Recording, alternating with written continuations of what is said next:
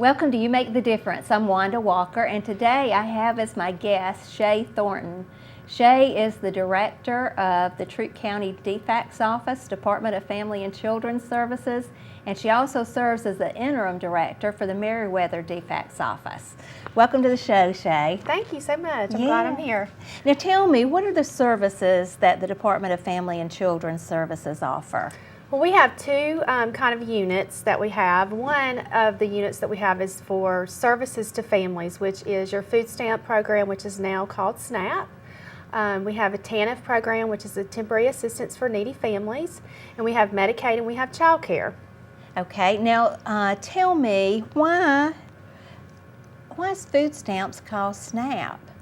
Well, food stamps is a federally ran program, and they changed the name of it maybe a year and a half ago, it's Supplemental Nutritional Assistance Program, but everybody's so familiar with food stamps that most people still say food stamps. Okay. But it is technically SNAP. All right, and if somebody is receiving food stamps, about how much value would those food stamps be worth? Well, it depends on, each program is determined based on your income and the number of size of your family. And then there's also certain criteria for each program to determine your eligibility or not. So, of course, somebody with a bigger family who may just have a part-time job would probably receive more food stamps than somebody with a full-time job with kids as well. So it's just, it just depends on the household size and the income that they have. And how does food stamps work? Do people pay some for their food stamps? They do not. They don't pay anything for their food stamps. However, if they use all their food stamps at the store, then they would have to use their own money to supplement that. And of course, food stamps only goes towards food. It doesn't go towards alcohol. It doesn't go towards tobacco or anything of that nature. It's strictly food. Yes, no toilet paper. No toilet paper. Right, okay. All right, so now tell me about TANF. Now TANF it's a work program, and it comes with a cash check, and it's for those mothers who are families who have lost their jobs, and we can actually assist them in doing some work requirements and also get a cash payment during the time that they're doing the work requirements. So again, that just depends on the size of your family and how many children you have. Okay, and tell me, what do you mean by work requirements? You're only required, well, with TANF, you can only eligible for TANF for 48 months now. It used to be, and TANF is what they call the welfare check. Okay. And really, technically, a lot of people don't receive a welfare check anymore. The people that are typically receiving the welfare check are grandparents who are raising grandkids, because their income's not included. It's just it's a check to help care for that child. Now, if a mom or dad is applying for the TANF, there's work requirements, which means they will have to go do job search, possibly even work for, go and get job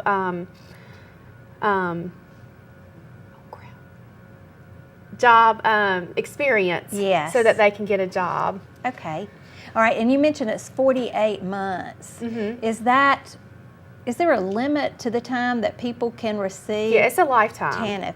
All right, so during your lifetime, you can only receive what they call a welfare check for 48 months. Yes. Okay. All right. Unless you have guardianship or you're taking care of a relative. Okay, and that was a change that was made. Oh wow, that was made probably 10 years ago? Yes. So it's been a while. Yes. So when we hear, that people stay on welfare for years and years and years, that's not true anymore. Is that right? They can stay on food stamps for as long as they're eligible, but with an actual welfare check, no, there are time limits to that. Okay.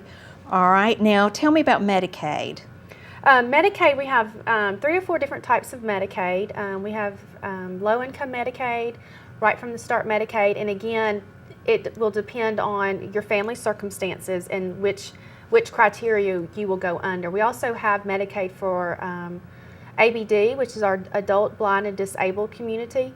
There are a ton of categories for that. Yes. So that's a very broad. So That's the one program I have not done for DFAC, so it's probably the one I know least about. Yes, okay. There's about 25 to 30 different types of Medicaid that fall under adult blind and disabled Medicaid. Yes, and that helps with medical costs. It does. Okay. All right. And then child care. Tell me about child care. Child care is just a supplemental program. So, if you have to be working and you have to meet certain work requirements, then based on the funding and how many household members you have, it could pay a portion of the daycare for you. Okay. So. All right. So there are a lot of services that DFACS provides, and how does someone apply for these services? Okay, and this is what's really new for everybody, and I think that it's been a change for the entire state of Georgia. But we are moving to a paperless system. So of course we want you to apply online at www.compass, that's compass.ga.gov. However, if you want to apply for TANF, you do have to come in the office. So if you want to apply for food stamps, Medicaid, or child care, you can do that online. However, if you want to apply for temporary assistance for needy families, then you will need to come down to the DFACS office. And once you make your application, you'll be contacted by a processor, because now we don't do case management anymore. We focus more on people processing your case. Yes. Explain that a little bit for me. We have 3 different types of processing. You've got your intake, your processing, and your keying. So once you make application, you will receive a phone call. That will be your interview, and that can be somebody can be calling you from Dalton, Georgia. Yes. And you live in LaGrange.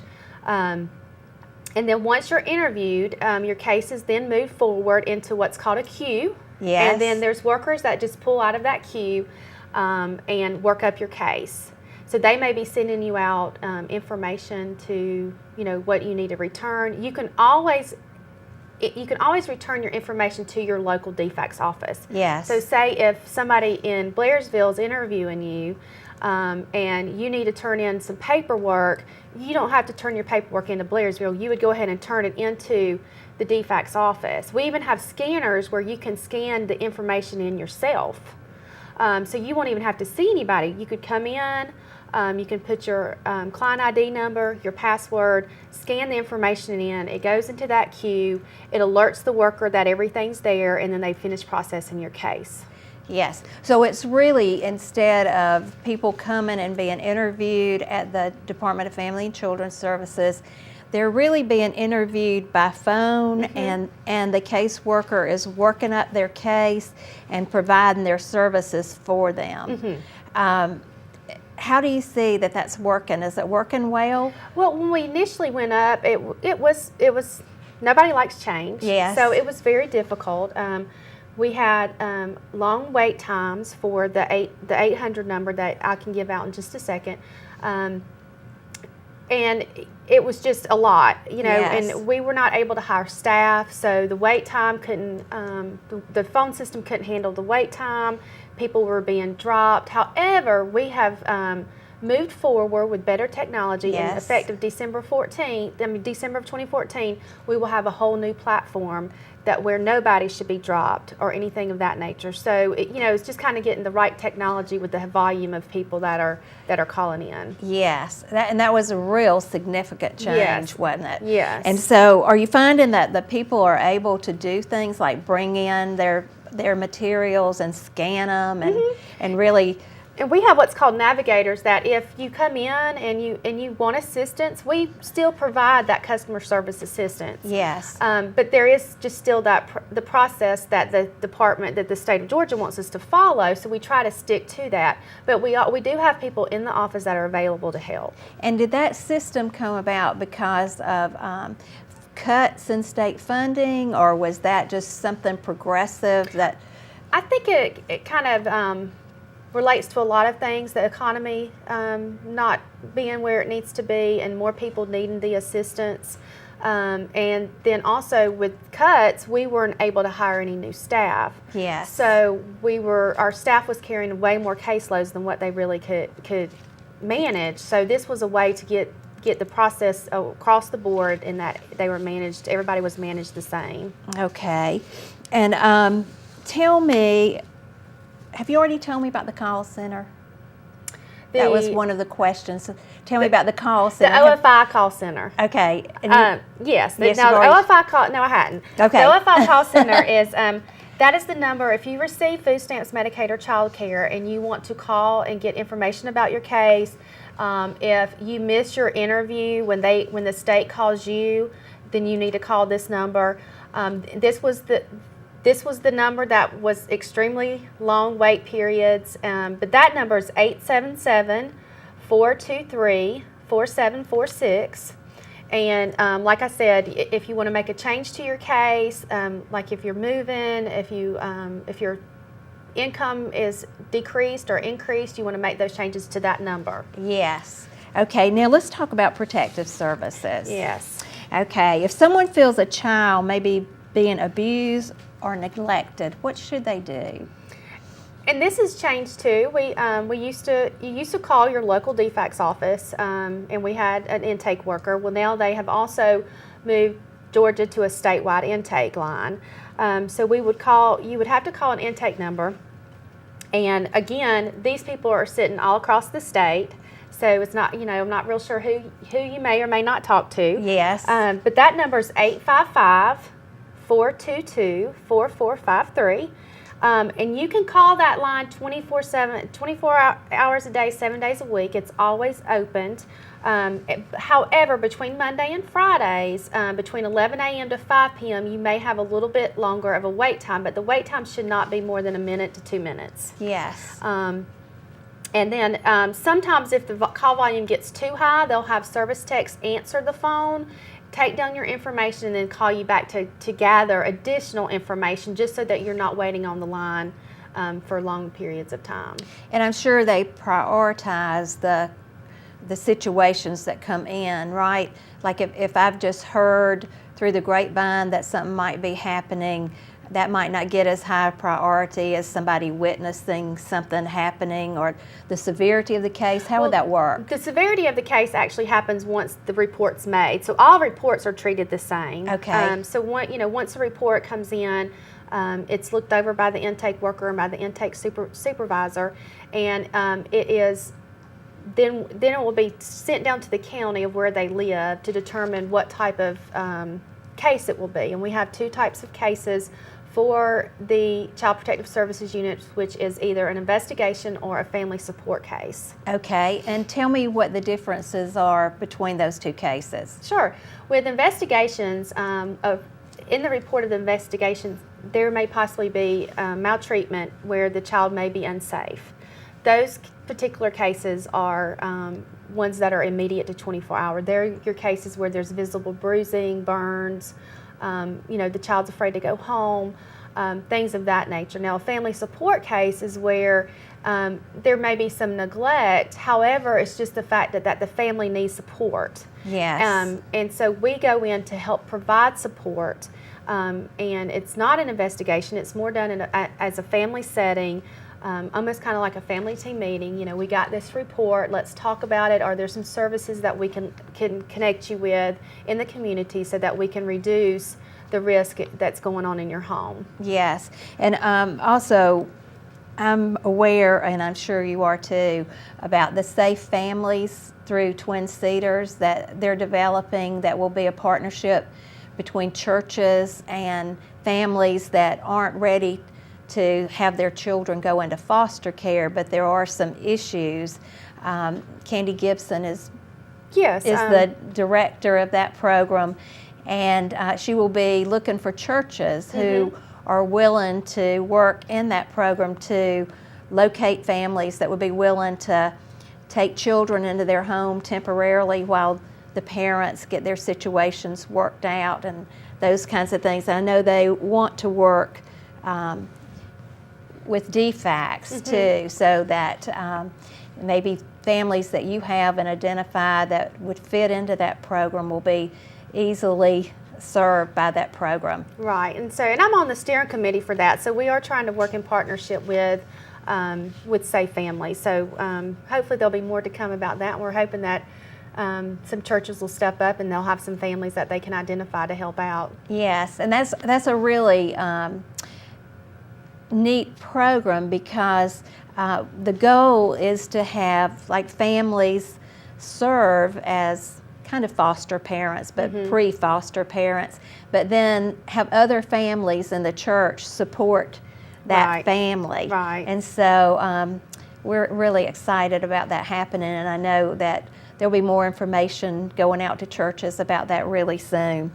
Okay, so if somebody doesn't want to come forth and have their name involved, can they make an anonymous report if they know of child abuse? You can make an anonymous report. However, we always try to get the reporter's name and the phone number, because sometimes there's additional information that we need to get, and sometimes if it's an anonymous reporter, we don't have the ability to call them back. And 9 times out of 10, the family figure out who makes the call, even though DFACS does not disclose who the caller is. I mean, that is our policy, and we've even had people say, well, DFACS told me that you made the call. No, that's just them figuring out who made the call. But, for me, if a child's in danger or a child is unsafe, I don't care if they know if I made the report on them or not. That's just, that's just one of my pet peeves. Yes. So, and really, we all need to be more conscious of that and aware of that, and be responsible in doing that, don't we? Yes. What type of information is needed when somebody makes a report? The majority of the information that's needed is mainly the phone number. The address and the name of the family and the children, so that we can locate them. We definitely need an address. And then, of course, what the maltreatment is. But we're also going to ask the reporter some other questions to help us determine the family function of that family. So we would ask that, what is the maltreatment, what was going on during the maltreatment, what surrounded the maltreatment. We want to know the functioning of the child, what level the child functions on, what level the parent functions on, how the parent deals with coping skills, and then also if the discipline techniques of the parents that they do to discipline their children. Okay. So we do ask a lot of other questions, and we try, because we want to make a good. Nobody likes for DFACS just to come out there and be accusatory, because that's not what we're there for. Right. We're there to provide a service to help reduce the safety and risk in your home. So we just really try to get as much information at the intake so that we can make the right decisions before we go out. Yes, and people who work for DFACS probably entered that field as social workers, wanting to make a difference in people's lives and make people's lives better. And so doing things like this, I'm sure, is hard on the caseworkers who enter those homes and have to take some action. And I became really aware of that too when we were talking about the trauma-focused community, and how people who work with trauma, like the police department and DFACS workers and the sheriff's department, they experience trauma in carrying out their job duties. And so it affects them also. And so I think sometimes we have a different view, but we need to really realize that the DFACS workers are really helpers in the community. And that's and that's what we really want. We want the community to know. I mean, there's some things that we have to deal with that are not fun and that they're not pleasant, but people have children, and we want to make sure that they can care for their kids. We don't want to remove children from anybody unless it's absolutely necessary. And you work to restore the home and the parent and the child too. Yes. And so, yes, that's the goal. That is the goal. All right. So, when does the local office become involved? Well, once the report's made to the CPS intake line that we talked about, again, the intake supervisor will look at the case, and based on the information that's given, it will be assigned to the county. So it will be assigned that immediate or 24-hour response time, or it will be assigned to family support. If it's an investigation, we go out immediately. We have to see the child within 24 hours. And then if it's a family support, we have 5 days to connect ourselves with the families. We do that a little bit differently because we want to actually have contact with the family prior to us going out there. Now with an investigation, we don't have to call the family. We can just go straight out. Yes. And two, also, we do interviews at schools without parents knowing. However, it is our job to let the parent know, prior to the child telling the parent that they were interviewed. And typically what happens is we'll interview a child at school if it's an investigation, and then we will follow up by calling the parent shortly after and having a meeting with them or going out to their home. Yes. Okay, so talk to me a little bit more about the difference in investigation and family support. Tell me how you come around a family. Okay. With investigations, typically if the child is in an immediate safety threat, then removal is necessary. However, we don't just remove kids and place them in DFACS custody. We always try to do a diligent search to locate relatives who can care for the child, and we'll put a safety plan in place. However, if that safety plan is violated or there's no relatives and the child is not safe, then we will have to file a petition to ask for custody of that child, and then that child will go into a foster home. And then we will have court proceedings where we work a case plan with the family. And of course, the case plan is to reduce the safety and the risk to the child so that the child can be returned home. The child still has visitation with the family unless there's some other court order out there that keeps them from visiting. We have a very strict visitation protocol here in Troup County. So, if the baby's if we bring a child in between 0 to 12, they visit 3 times a week, whereas policy only says twice a month. But we try to, we want to work as closely with the parents to get the children back home as quickly as possible. So, and then with our other case that we can have is what's called family preservation services, and that's where we've identified safety and risk issues, but not to the level of removal, and then they will be assigned a case manager who will work with them to also reduce the safety and risk levels of the home. Yes, okay. And so what happens after that? Hopefully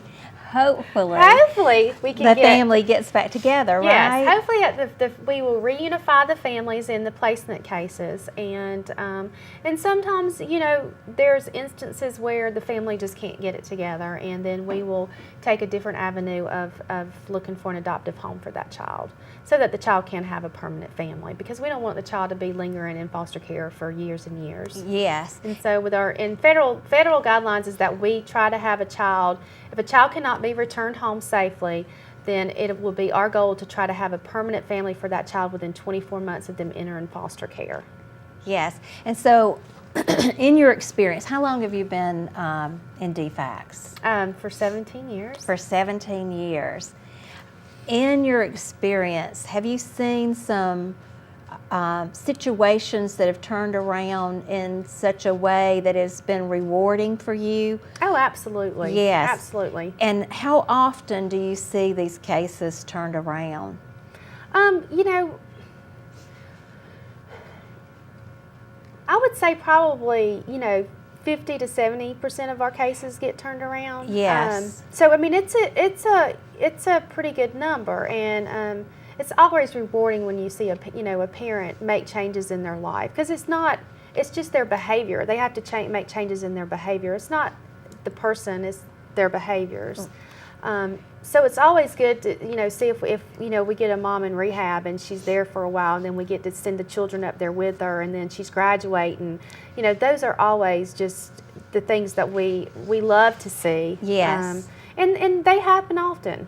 Good. So okay. All right. Now I know we've probably have been going for a while, and there may have been people who have come in late that would like to hear about the services that you provide, and also sometimes there are people who didn't have a pen or a pencil available when we started the program. So let's talk a little bit more about the services that are provided at DFACS. And I know there are food stamps. Tell me about that. Yes, we've got food stamps, Medicaid, Yes. child care, Yes. and TANF. TANF. Okay, and then I think most people are probably familiar with food stamps. Mm-hmm. And so let's talk about TANF a little bit more. And also, like with working, people who work and participate in DFACS. Let's talk about that. Okay, well, it's just going to be really based on their, their income and their family size. Uh-huh. Because food stamps is a supplement to your income and what you're already bringing in. Right. So, and it's always going to, and you have reviews every 6 months. So, your food stamps can go up or they can go down, just depending on, the income that you have at that particular time. And then the temporary assistance to needy families, I think that you were referring to, is it is a work program because we want families to work, and so there are certain job duties that they have to do in order to continue to receive their check, their Yes. welfare check. Yes, yes. So, Now, also, we had a question on here that I want to ask. If somebody wants to come to work for DFACS, what do they need to do? we have many jobs opening right now, both with the Office of Family Independence, and that's the ones who handle the food stamps, the Medicaid, and the TANF, and then also with the Social Services Unit, and we're the ones that do Child Protective Services and foster care. But you can go online. There's a website where all the jobs are listed, and it is dhsjobs.org. And then you can apply online, and of course we want dedicated people who are passionate about families, who want to see families succeed and want to provide good customer service to families. Yes. Okay. Well, I just want to say to all the families that are watching, I hope you've learned some things about the Department of Family and Children's Services and also the workers there, and know that they are there to help you. And if you need the services that they offer, we'll have some numbers up on the screen for you to call. Thank you for watching You Make the Difference, because you truly do.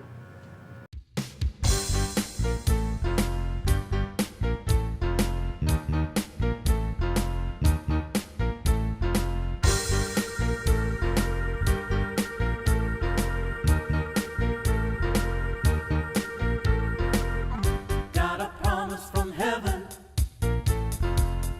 It's a year of replevin. Got a promise from heaven. It's